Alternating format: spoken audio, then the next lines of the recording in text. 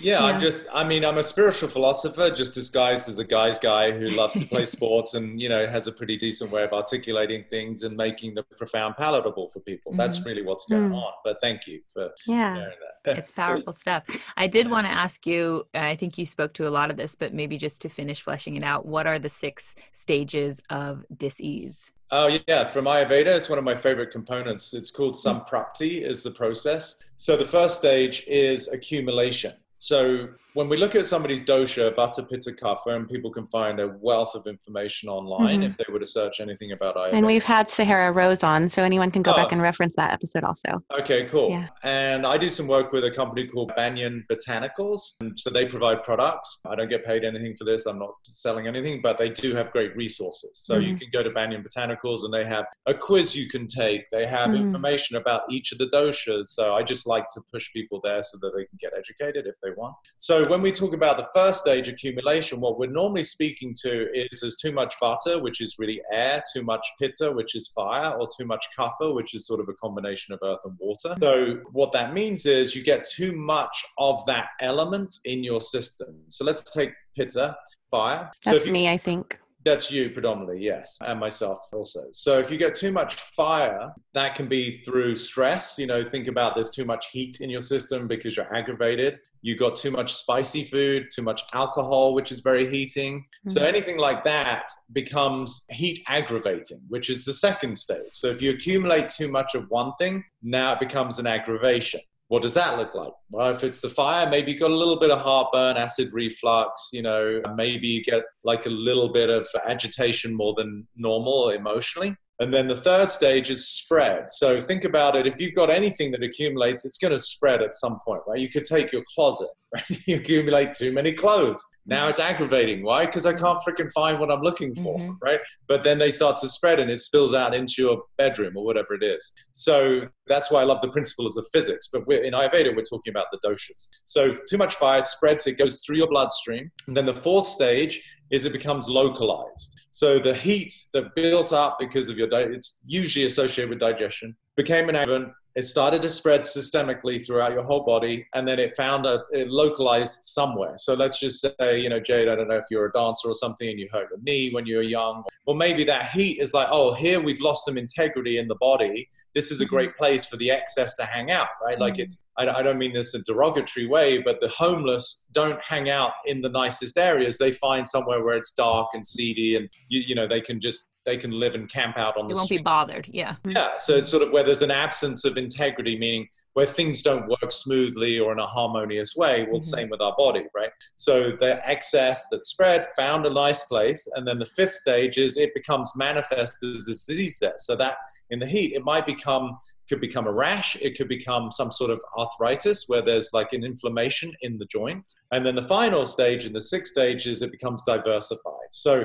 the excess to begin with aggravates an area, but then it actually alters the areas, the diversification. So it could become rheumatoid arthritis, where now you're actually altering the tissue structure itself, right? Having too much acid or heat in your stomach isn't altering the stomach. It's just excess, and then you feel the byproducts of that.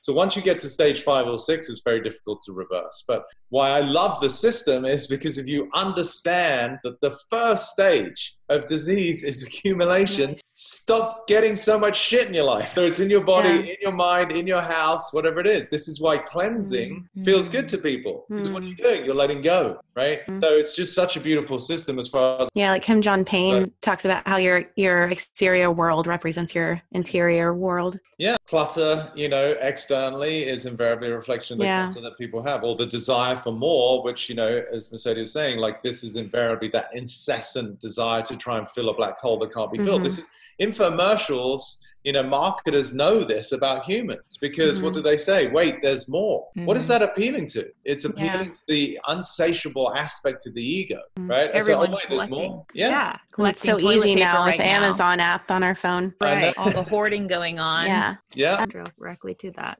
And then on every level to look at that, right? So what I'm doing is I'm unpacking and dissolving what's been accumulated as emotional and psychological, dis-ease. So it's like once you free that up, it's like, oh my God, there's lightness. People can breathe, there's nothing wrong, freedom if you're into that. You've said that people can't be held accountable for that which they are oblivious to. And I love this compassionate perspective. And I would love for you to elaborate on that. Something that I'm trying to apply that to is in Austin, we have a huge homelessness problem. It almost feels like a zombie land in certain areas, but I get very triggered, and I'm still uncovering this. I get very triggered when someone refers to a homeless person as a bum, or says like, oh, I would never beg.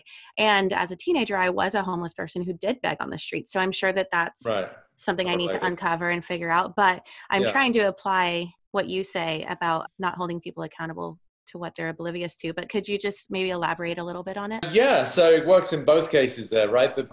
The homeless person and the person judging them or calling them a bum, right? You can apply it to both, which is, I'm not religious. I like to transcend all and embrace everybody, but I like to pull tenets, and Jesus said, forgive them, Lord, they know not what they do, right? So that sort of speaks to the same energy of compassion and love, which is people are functioning from within the constraints of their own awareness, right? So the person who's saying, look at those bums, is equally confined just as the person they're judging, right? So if we can bring compassion to both, then that allows us to see that we can see beyond what they can see. Not in a superior way, but that we have a greater sense of acceptance. You've had the literal experience of what it means to be on the street and have to beg. So you have an immediate association or compassion for the homeless person, which then creates a little bit of judgment towards the person who doesn't get it. But if you understand that, that would be like, judging a child for not understanding arithmetic when they're 3. It's like, but they don't know yet,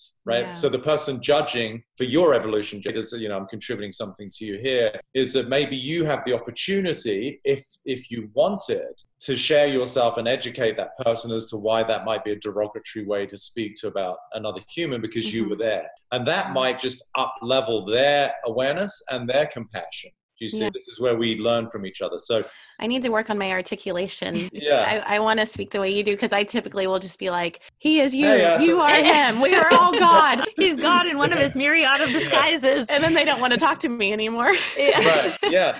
So to give you a little coaching, maybe I could say one way you can always approach it is the very simple question is, can I share something with you? And immediately people are going to want to know because we're curious, because again, we want to know more. So, but in saying that, you open that person up to listen to something that you could contribute. You say, I used to look at homeless people the same, and then until I was homeless. And I can tell you that, it's a very difficult place to be. And just maybe you could have a slightly different perspective because you don't know what that person's been through, right? So that would be your opportunity to contribute to them without judgment, without making them wrong, because this is where it gets really slippery. And I know you're willing to listen because you do the work. Them calling that person a bum is no different than the way you're looking at them for saying it. Right. And I'm judging them for judging another. I'm being, I know. Yeah, but good for you for taking it on the chin, right? So just to notice it, right? So that's really the perpetuation of harm and hostility in society, even though it's not physical, energetic, it's still the same. If you're making somebody wrong for something, you're making them wrong for something, right? So the way that we can breed more compassion is to notice, wow, you're just hurt because you were there. And maybe you have an opportunity to share and contribute to somebody's awareness through your own experience so that they can up-level their sense of compassion and love for everybody. And the person who's homeless, going back to what I said about abuse is the absence of love, I feel, then we don't know to what degree that person who's on the street right now doesn't even know what love looks like because their dad was in prison, their mom was a crack addict, and, they were a scared kid. Mercedes, you look beautiful, you look like you're put together, but you went through your version of quote unquote harm and abuse that perhaps on the scale was, 5 out of 10, and maybe the homeless person was a 9 out of 10. I mean, we're not all that different, really, just subtle difference in circumstance that could have made us either the person in the beautiful castle or the person who's, sleeping on the streets, right? The subtleties of how we are brought up, the subtleties of how we learn different languages of love, of survival. I was watching this video on YouTube, Vimeo, called Step Inside the Circle. And if you haven't seen it, please watch it, and all your viewers. It is so profound because it's this incredible woman who goes into prisons, and they go out into the yard and they have all of the inmates in this huge circle. And she just asks a series of questions. And if it's a yes, you step inside the circle. And she starts with like, you know, were you raised by one parent? You know, like almost everybody like steps in. Were you ever, you know, hit, you know, blah, blah. And so she's going through this progressive form of abuse. And it is so powerful to see how the majority, like 99% of the inmates, had so many forms of what we're calling abuse, right? So it's really not that they're bad people, but they just were never taught the language of love. And they just have a further way to climb out. Yeah. You know, and that breaks my heart because I'm such a softie. But, you know, it's like, especially kids, like you look at the innocence of a child, whether it's a photo or a friend of yours or a niece or a nephew, you know, and they are just so, as I said earlier, vulnerable, you know, and it just, all I want for that kid to experience is the sanctity of being held and being loved. And I know that's maybe ideal because parents are doing the best they can, right? So, you know, you can't be held accountable for that which you're oblivious to. It applies to parents too, so no judgment. But I hope that as we continue to evolve, that as parents do have kids, they've done the work so that that kid experiences what it is to be in a home that feels like a home, not like a prison. Yes. That's something I think about a lot too. One of my dreams is to speak at schools about bullying, and that circle, I had never heard about that circle video, but I had something kind of in my head about how I would present something similar. I'm just still trying to figure out how, when I was Miss San Antonio, I could go speak at whatever school because I would just say I'm Miss San Antonio, but now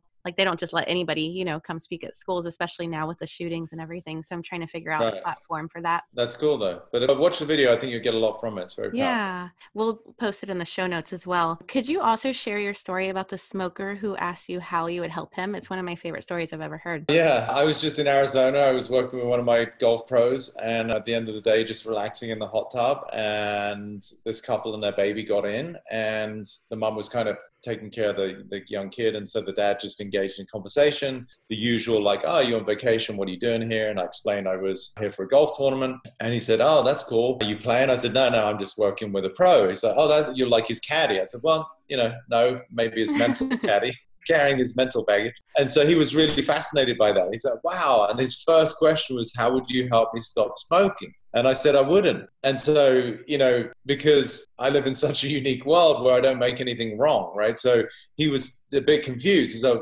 because in his world, there's everything wrong with smoking, right? It's known, smoking's bad. And he said, well, what do you mean? I said, well, there's nothing wrong with smoking. Smoking's smoking. And now he's even more confused. And I said, well, I'm not denying that smoking has impacts, right? It affects your lungs, depending on the strength of your constitution. If you're built like an ox, you might make it to 100. If you've got a fragile system, you know, you're probably going to develop lung cancer or something, right?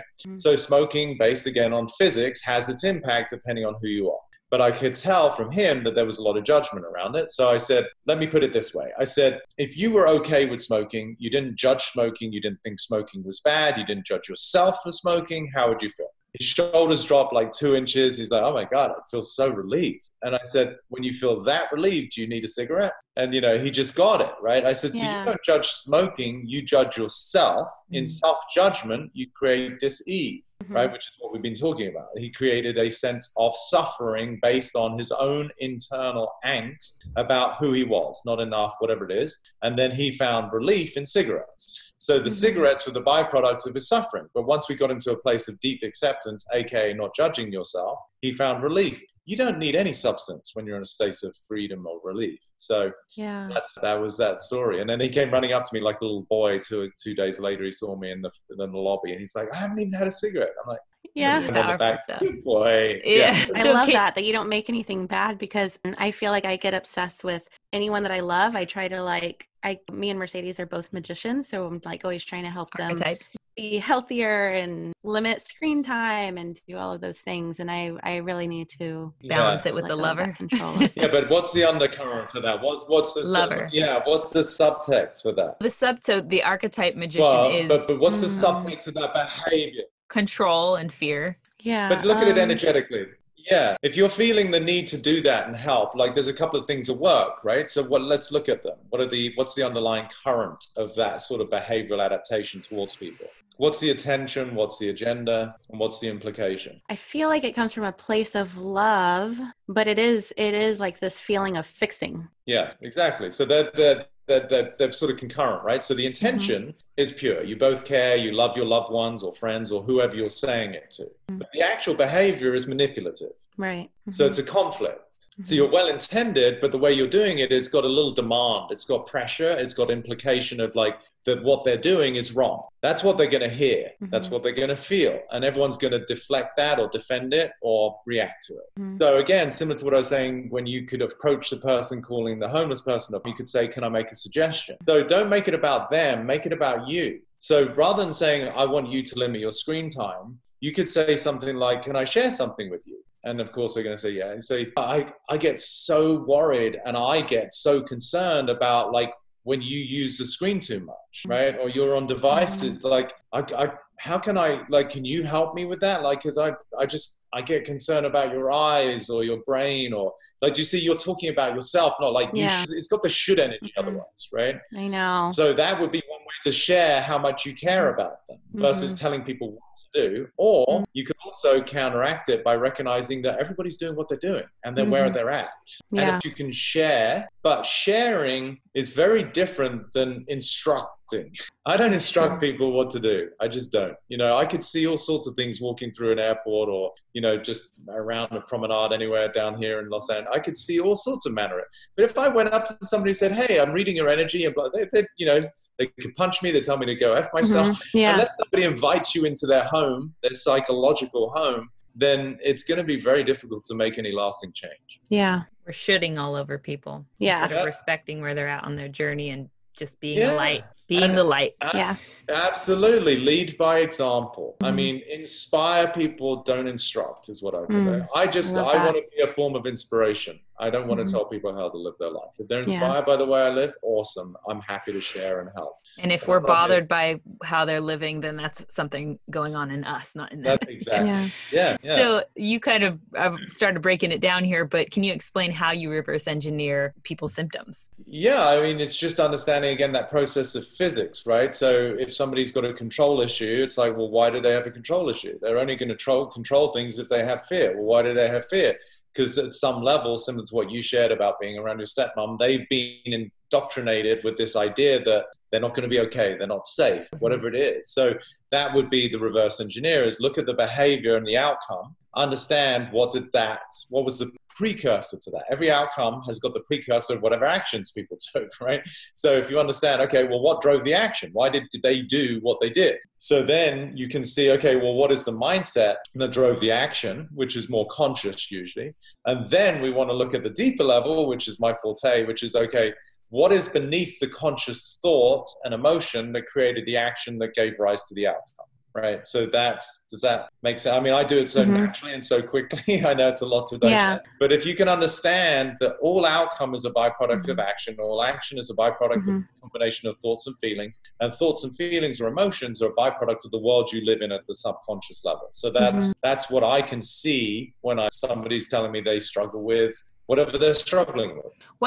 So as an example, would you can you reverse engineer maybe how Mercedes and I both struggle with time management, and we sometimes need to control our lives, which both hand in hand cause us to be spread very thin. Like we both pile on too much, and I'm constantly rushing to where people around me will be like, why are you in such a hurry? Well, so you tell me first before I give my insights, because you're both smart. So, rather than me sitting here, tell me what you're aware of about that kind of behavior, about who you are that has you be in a hurry. For me, it's a matter of feeling like I need to be in control. So it's back to that tension, that fear of chaos, that fear of not being in control, the fear of not being prepared. Yeah. Okay. Jade? Yeah, I think for me in my childhood, there was no control or routine or rhythm. And I would go to friends' house where dinner was always on the table at 6.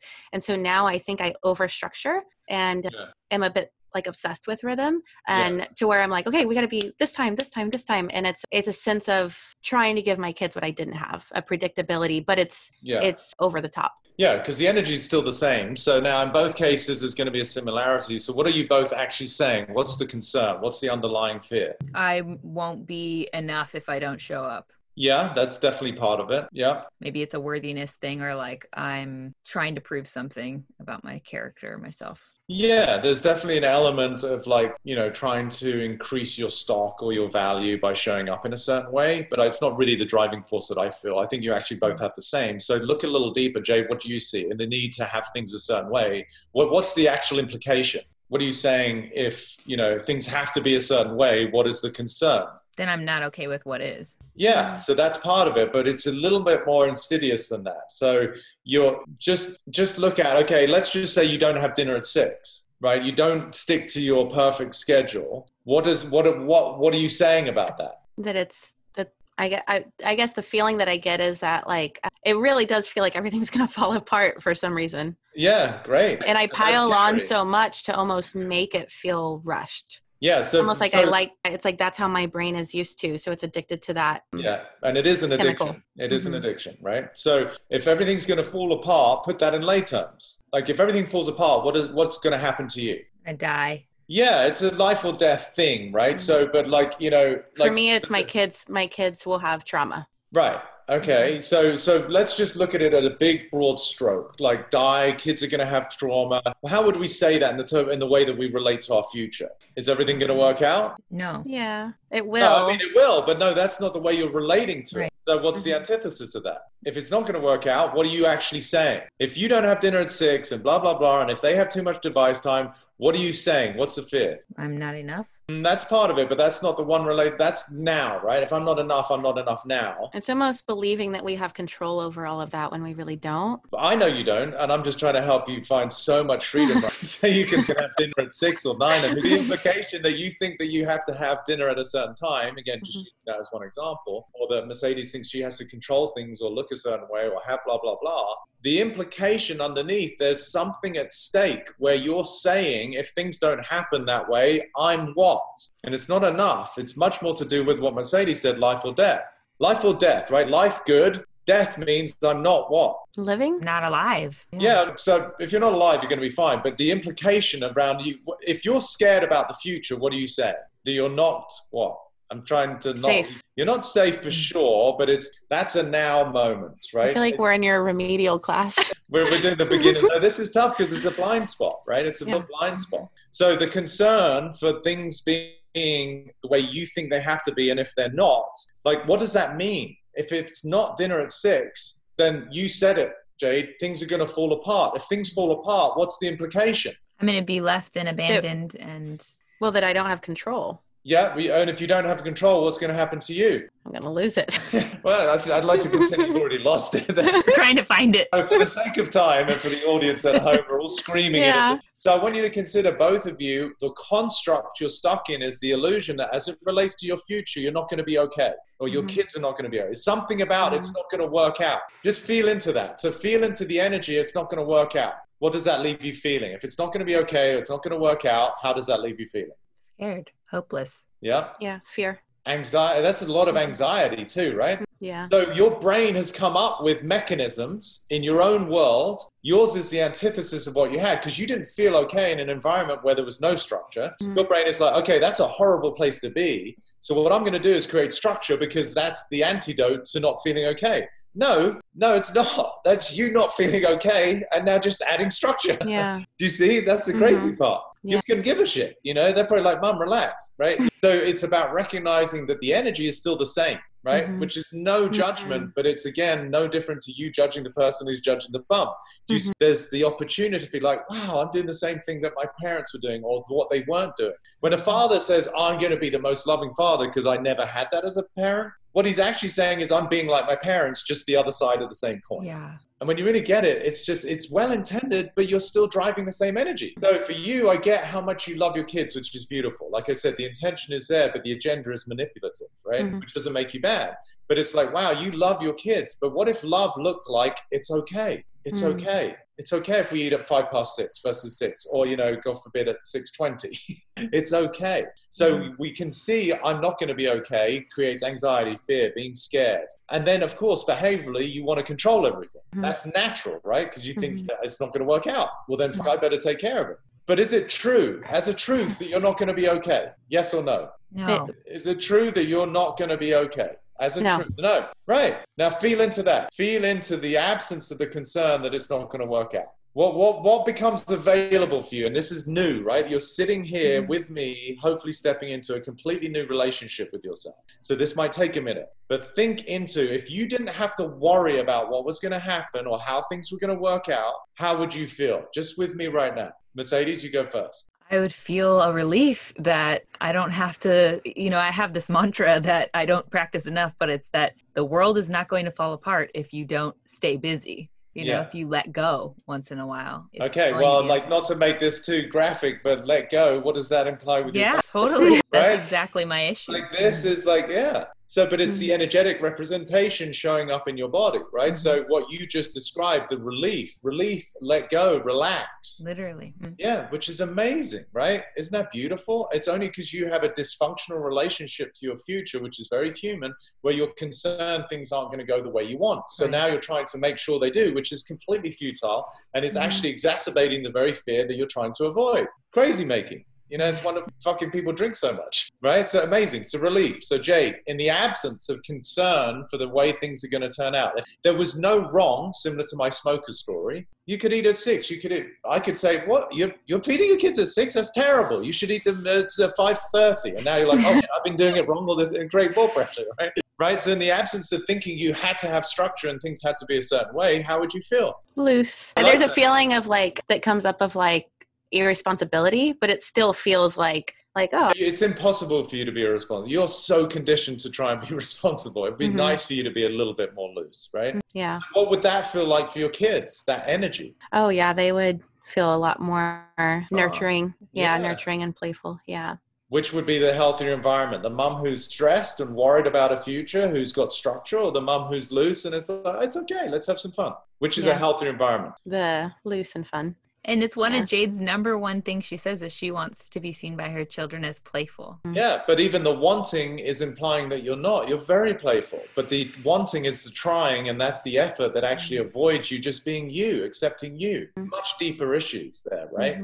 Like self-love and self-acceptance. Yeah. Beautiful stuff, ladies. Who knew we were going to have an online session? Maybe you did. We only could hope, Peter. Yeah. But can you feel that? Like, I really want you to, can you feel the relief and the ease about just not worrying about how it all works out? That's not to say don't be responsible mothers or friends or, daughters or wives or whatever, but it's not the worry about. Yeah. We can all breathe. And does this relate to a scarcity mindset, Peter? I mean, it's all interlinked. Yeah. Any kind of fear, worry, scarcity, inadequacy. Yeah. Same sense of wanting control. And so when we step towards abundance, it's a loosening. It's a relaxing. Yeah. Knowing it's all going to work out. Yeah. You said something, uncertainty is the nature of life, and we're struggling against this constantly. Yeah. Yeah, especially right now, everybody. Yeah. But you both just displayed that perfectly, right? Like, you're trying to control what is uncontrollable. Yeah. Uncertainty is the nature of life. Get over it. Okay, Peter. Good thing is we get to listen to this back as many times as we need to. We're almost done with you though. Okay, I was going to say I got to rock and roll here. Yeah. Okay. So you've asked the question: who would you? Well, you kind of asked this already. Who would you be, and what would you become available to in the absence of all your concerns? So why are there different emotional responses to that question, though? When that comes up, different emotional responses. When you have this in your work, or when we've heard you on other podcasts and such talk about this, it seems that people will perceive that idea differently according to, I guess, their circumstance. Do you have an insight on why that happens? Yeah, it just depends where they're at. So you will get relief that will show up in a different way versus Jade's relief is maybe more playful. Yours might be more relaxed and I don't have to control things and look so perfect, right? So it's revealing where you're constrained, right? So wherever there isn't constraint, you're going to have your own. It's still relief, which is why I said freedom is my main product. I'm freeing people from constraints of their mind. How that manifests is Jade might be super relaxed and tell the kids to freaking get their own dinner and I'm just chilling out doing yoga. I don't know what that looks like, right? And for you, it might be, I don't know, your version. I don't know anything about your personal life. So, but it's going to manifest in a way that feels like the next evolution of your own expansion and freedom. So it just depends where people are at. The homeless person, if they discovered some sense of relief, then their form of relief might be that, okay, I'm going to take better care of myself. I might go to the ocean and wash once a day that he wasn't or she wasn't doing before. That might be an expanded version. versus just sitting there and taking drugs, or I'm going to stop taking the drugs. They're still on the street and they still don't have a job, but they're nudged in the right direction of expanded version. Do you see? And this is why it's so important, I think, to be patient with people's progressions. It can be powerful. I tend to work miracles sometimes, and like women are getting pregnant who haven't been, or people who had night terrors, that have gone, or an NBA guy who doubled his shooting average from the free throw line. Like, these are powerful stories. It can be powerful when you really get it. But compassion means that we let people have the time they need to go through their own process. Yeah. So I know you said you've got to get going. We have a couple more questions we can kind of get in like a lightning round. Okay. If you want to try. Yeah, okay. let's fire away. So can you talk about how the language we choose to use deeply affects our resonance? Yeah, because language is vibration. I mean, that'd be the quick answer, right? It's noise, it's sound. And sound, we're vibrational beings in a vibrational universe. So our resonance is, to me, so directly correlated with the way we speak, which is why I'm so passionate about language. People are incredibly loose and irresponsible, I would say, with the way they speak, because they don't understand that their words are creating their reality. And you mean using words like stressed out or something like that? Yeah, that might be accurate, but it's like deeper than that. It's the deeper programming that hasn't even been stressed out. Stressed out is already symptomatic. It's too late. If you're feeling stressed, it's because you've got deeper programming that has you live in fear, right? So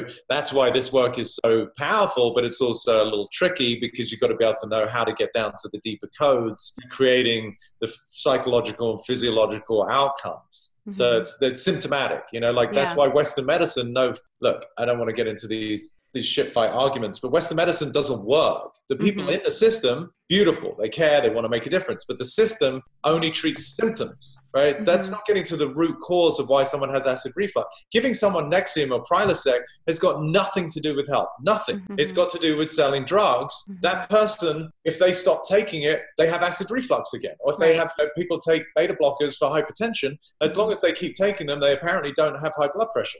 But if they stop taking it, the blood pressure's back up again. Like, it's actually resolved, right? Yeah. So that's a symptomatic approach, which is what people are doing psychologically too. No judgment, but oftentimes it's a glass of wine at the end of the night to deal with stress. But you haven't actually dealt with, why do I get stressed? Right. So it's almost as if we need to put a label on what's medicine and what's drugs. What's the thing that's an escape or a mask, and what's the thing that actually helps you move towards healing? Yeah, and that's right now part of my purpose and part of my passion is to educate people as to what it means to be healthy. And it's got to look at the whole person, mind, body, and spirit. Not like you're a machine. You come in and your blood pressure is this numbers on a screen, and I'm just going to, it's so robotic, right? Number, drug, drug. It's like, what's going on at home? Like, for you girls have just given me great insight that would help me help you, because, you're on the streets begging when you're 15, and then Mercedes, you got the story about your stepmom and your steps. I didn't know that. How many doctors know that about you when you go in there and you've got hypertension? They're like, no, you've got hypertension. You've got to take this. So anyway, that's going to take a minute. It's $1 trillion business, Yeah. But I hope, because the people in it care, but the system does not have anything to do with health. Right. So profit over people. You didn't have Instagram until recently because you said the liking system wasn't healthy. I'm paraphrasing. And that it's an attention-based program. You pour your attention into it and you ask for attention back. Now that you have it, how do you navigate using it in a healthy way? I think, it's like anything. I didn't know what I didn't know, right? So when I was not in the use of the social media platforms, I could only sit there and just make assumptions. So there was no judgment. I could get it. And there was still, even at the time, some people that I would check out their accounts because it was inspiring. So the way I navigate it is I don't make it about me. I make it about content. I make it about things that people say they want to hear. And I just share what I feel will be contributing to people's lives and well-being. So, obviously there's a component. I'm an idiot. I play. I'm a comedian at some level. So that gets integrated. But similar to what I was saying to you earlier, I share. I'm not here to tell people how to live their lives. So I'm less interested in how I come across and whether I get likes or comments or all of that. Like, I feel very comfortable in my own skin and who I am. So that allows me to share without any kind of agenda. And if they like it, great. If they don't, then that's okay too. There's millions of other people they can follow. Yeah. We have a question from our Majic mob. Lisa asks, you say that the first tool is awareness, but what are the tools for becoming more aware? got to become aware of the fact that you're not aware. That's such a clown. The tools for becoming aware are recognizing where you get triggered. So similar to the question earlier about can you with this, right? So beautiful. Awareness is like recognizing what is it that is upsetting you in life and then investigate that. So that's why I said fear, suffering, frustration, these are all gifts for your own evolution. Yes. Do you have a non-negotiable daily practice? I pee most days. Important. I eat. Detox. I like the expression non-negotiable. No, I'm pretty consistent. I have a lot of freedom. You know, like I naturally have so much self-love because I sort of have a reverence for life and I'm part of life. So I take care of myself. So whether it be my workouts, the kind of foods I eat, but also I'm going to enjoy myself. You know, if I want to polish off a bag of salt and vinegar kettle chips because they're so good, I'm like, it's okay. You know, it's like I go more by a 90-10, 80-20 rule. Like, you know, 90-80% of my life is immaculate. And that allows me to just have some fun and, you know, do the things that are apparently bad for you. You know, it's like, so I love that you just went through this whole deconstruction with Jade, and then she asks you, what is the non-negotiable? How long do you meditate every day? And at what time? Because I'm going to be texting you to make sure you're doing it. All right, Peter.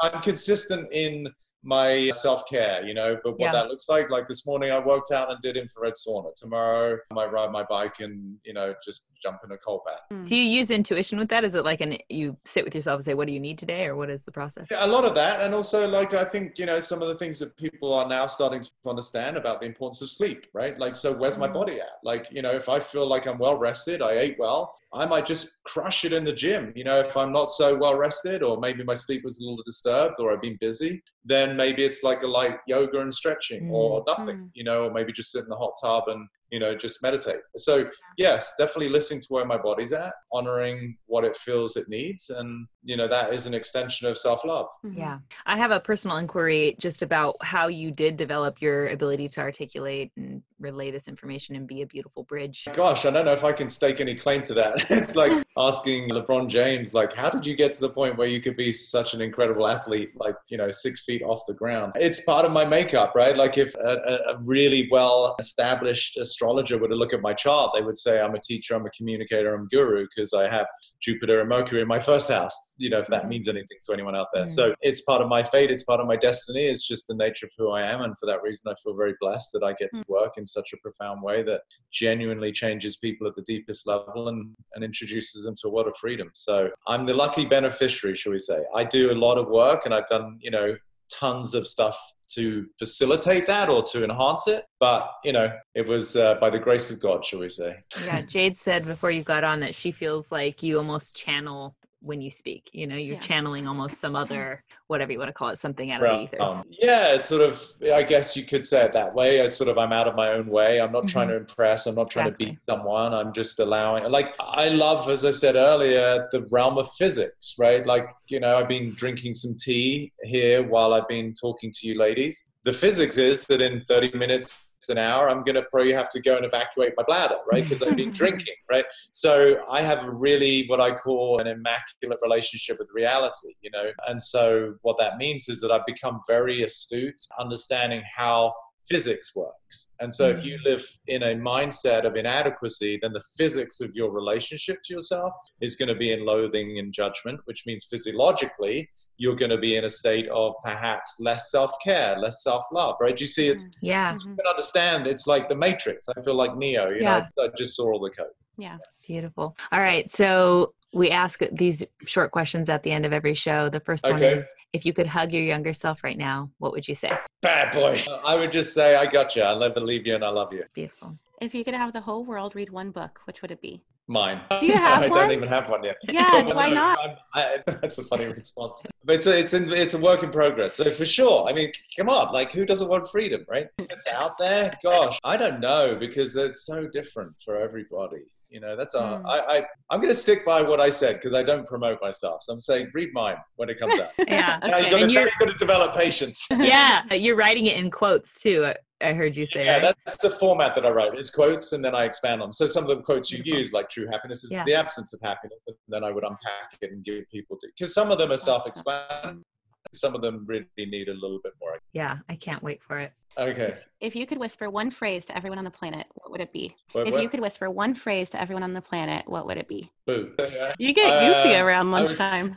I'm always goofy. I would say I love you. Thank you. Okay, so before we let you go, where can people find you online? Online, petercrone.com. petercrone.com. Awesome. Yeah. And then on social is Peter Crone Official, Instagram. Awesome. Yeah. Thank you so much. You're so welcome. Do you both feel a little bit lighter, a little freer? Yeah, definitely. I feel it in my shoulder blades. Yeah, that's a good place. That's a great indication of where a lot of people hold tension. Yeah. Yeah, that's awesome. So a little more playfulness in Jade's life and a little bit more poop in Mercedes. Yeah, that's what I need. P's covered by Peter. So it's a triple P. And playfulness with Pedro. Virtual high five. I love it. All right. Ooh, So look, our guests, it's not, people ask, do you ever have divas on? No, we are the divas. we really, we are. we've had a few. But thank you to Peter and anyone else who's thinking of coming on our show. We will do better too. We're working on it. We're only 70 episodes in, all right? Look, this is where we're at on our journey. Don't judge us, okay? Yeah. All right. My magic trick today. Yes. I got this from Peter. So just repeat, there's nothing wrong with me. So this is in an episode with Anahata, I said how I always apologize. So that's like when you're apologizing, you feel like there's something wrong with you all the time. So something I'm trying to practice is just repeating, there's nothing wrong with me. And Peter says that your ego doesn't actually want to be healed. It doesn't want to believe that there's nothing wrong with you, but it wants to be held. So if you were to think of your ego as a scared child and then show up for yourself the way you would a loved one or that scared little child with love and compassion. He says that we are beneficiaries of life, not victims of it. So tell yourself, there's nothing wrong with me, the way that you would that scared little child. So treat your ego, like your scared little child. Right. Yeah. I love it. Sounds so simple because it's a short magic trick, but if you sit with it, it feels a little complex at the same time. But what's your magic trick? I think it's super complex. And I wanted to just add to that sometimes I notice whenever I accept a new mantra, like there's nothing wrong with me, for instance, as one, I like to also tweak it to be, depending on how you're hearing it, your perspective and your lens, like Peter was talking about, it might serve better to even adjust it to only positive words. So for me, sometimes when it says there's nothing wrong with me, I get focused on, is there something wrong with me? Because I'm saying the words nothing and wrong, like those are negatives in a sense. Mm-hmm. So it's hard to not use negatives. It's so hard, especially if that's your connotation, which is mine, And so that's why I'm actively trying to adjust it to something that would only allow positive thoughts to trail behind it. So just an invitation, if that feels resonant for you, to do that. And I don't know exactly what I would change that to, but maybe it would be like, instead of there's nothing wrong with me, it would be I am okay as is. Yes. Or you are a you are a miracle or whatever. You are special, whatever you need to hear, really. And your ego needs to hear, your inner child needs to hear. But I think it's really a beautiful magic trick. Thank you. What's yours? So mine is to get on your indoor plant game. So something we all know is that plants give off oxygen and absorb carbon dioxide. But what you might not know is that they also absorb toxins like benzene and formaldehyde. And additionally, they help to filter microbes out of the air. And research has actually shown that plant-filled rooms have 50 to 60% less airborne microbes, including mold spores and bacteria. So just thinking about the situation we're in right now, how that can be good for us. So having indoor plants also helps to increase humidity inside your space. And research from the University of Norway shows that it actually decreases things like dry skin, dry cough, and cold and flu. And another great thing about plants is that they are medicine, as you may know by listening to this show, how Jade speaks on them a lot. Therefore, they are healing. And a study from Kansas State University showed that patients with indoor plants had better blood pressure, lower incidence of pain, less anxiety, and better healing time. And if that wasn't enough, indoor plants also improve your work environment by bringing that peaceful serenity that's found when we're out in nature into the home or into your workspace. Therefore, you're able to be more productive. And there's also been shown to actually improve memory and improve concentration when you have indoor plants around you in a workspace. And there's a study from the University of Michigan that found that having indoor plants increases your memory retention by up to 20%. So with all those facts stated, my favorite indoor plants are those that release the most oxygen, especially because of the time we're going through right now. So, we're all stuck indoors a lot. So that's something we need to focus on. So my favorite indoor plants are the snake plant and Erica palm, which is spelled Areca, Erica palm, and the money plant.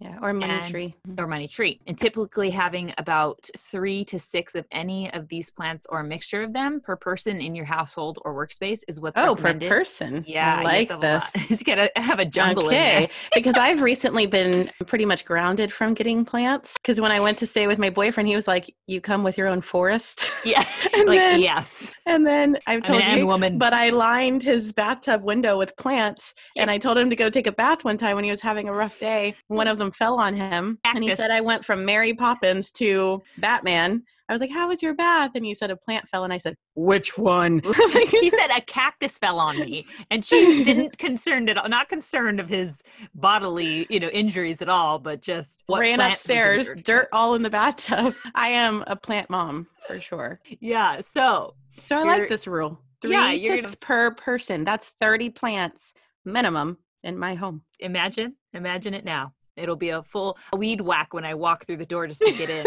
Are you guys in here? It's like Jumanji in there. Yeah. So 3 to 6 per person is what's recommended to get the ample oxygen out of them. So that's amazing. Indoor gardening, guys. I hope you guys find this valuable and use it to increase the quality of your air, which I need to get on. I will use it. All right, Magic Mobbers, thank you so much for tuning in and taking this journey with us. If this episode held some magic for you, please share it with your friends and family. This would mean so much to us. And don't forget to join us on our Instagram page at The Magic Hour and let us know what your favorite episodes have been so far. We appreciate all of your feedback and want to know what's lighting you up. Yes. Go listen to some of our past episodes in our podcast library now. We'll meet you there. Until then, be a light.